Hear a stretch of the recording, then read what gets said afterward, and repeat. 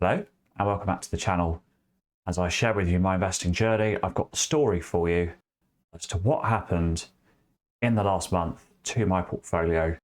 Stick around till later in the video and you'll find out the trades that I made, including some purchases, and you'll find out the impact and performance of every single holding as I'm on my long-term investing journey, as many of you are. So I hope what I'm sharing with you will be useful for your investing journeys. Of course, not personalised advice, but I'm just sharing with you what I'm up to. So let's get straight into it, and you'll see on screen coming up exactly what my plan is, and then you'll see the performance of all the holdings. So we start off with Bank OZK. This is the sort of long-term compounder section of my portfolio.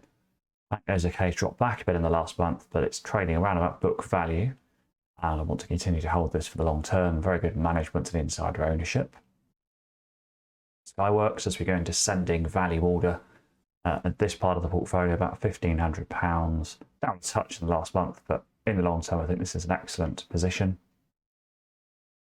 Williams-Sonoma has returned a lot in the year and a bit that I've owned it, but it has pulled back a lot in the previous month, almost 40%. Clearly has still an excellent return, and I will continue to hold.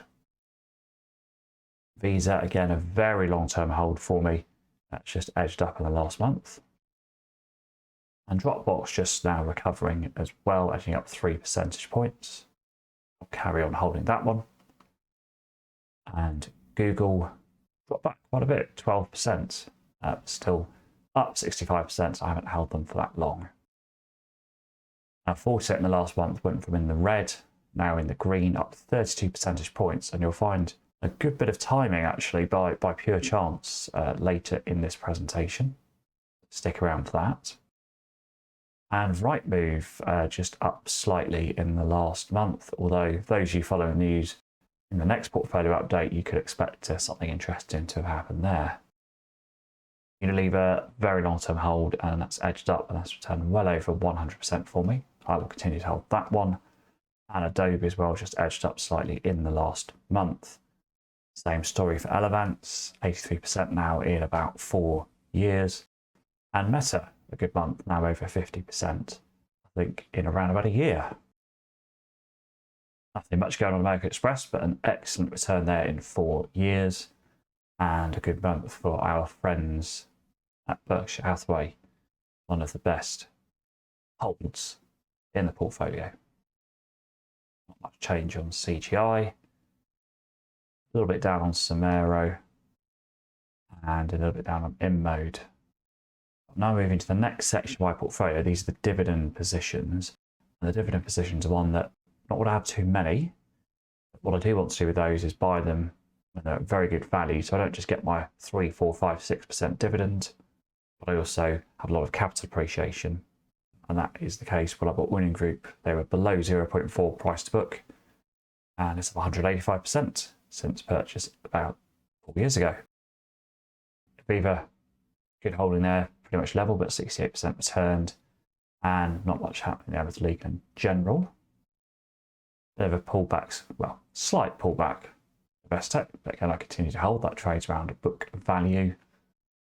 Plus 500 up 21 percentage points a month, so almost 100% return on that. Continuing to hold there, they keep outperforming expectations. Bushwick and Tobacco just edged up slightly. City just down slightly. So that concludes that part of the portfolio and takes us on to the managed by other section, because I could make bad picks. For me, this section is about making sure I've got a bit of an insurance policy, I suppose, in the portfolio in case I do make a lot of bad positions or bad picks. And we start with the fund Smith equity. So most of the holdings will be indexes, but 2 managed funds where the fund manager approach is different to the usual approach and is very long-term orientated. And Fund Smith is primary in that concern. Largest position, I believe, in the portfolio now, over £3,000. 200 has done well. The Linsell Train Fund got a tiny bit, but that's the other managed position. We're then into indexes, so World Index, pretty level. US Index, level. In month, but over a 50% up overall. FTSE 250 dropped a bit. And if we just go through these, there isn't really much change, but I am adding regularly to the world index and the Fundsmith position, as you'll see, and probably have seen if you're a regular viewer. Now, for those of you that are regular viewers, into the cyclical part of my portfolio, you'll recognise Alphamet Resources as a coal company. However, down 145% in a month sounds pretty diabolical, but it's not. The market is a little bit tight at the moment. All the companies are set to have down a bit, but the fundamentals on this one are amazing. Debt's gone. They have been doing buybacks. They generate a lot of cash. And I have taken a load of profit off the table at a much higher percentage return than this. Probably 3/4 of the positions off the table. Intel down a little bit. And then the kind of crypto piece, obviously very small part of my holdings. Yeah, they are down, but still positive overall. I had some legacy holdings that were part of my portfolio before I switched to strategy.